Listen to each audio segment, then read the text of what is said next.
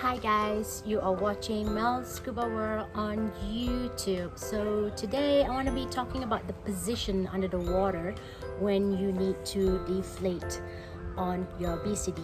As we all know, when we actually starting to ascend, what happened to your BCD? It also will expand. So when you go up, you need to deflate. Yeah, and remember you have also here and here at the back. So just imagine here your body position. So if you are going down straight, you see here the water level is about this much.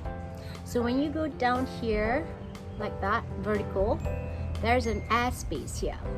Okay, so if you are in this position going down, you do need to extend your hand like that, not like this, not like that.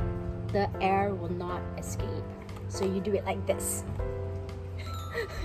Okay, and then if you are in this position, okay, being streamlined, what do you have to do? Obviously, if you are in a streamlined position, you have to make sure that your hose is like this, or you can deflate it from here. If you are upside down, what will happen? You have airspace here. That means you can pull it here to release the airspace. Okay, that's one of the common mistakes for a diver.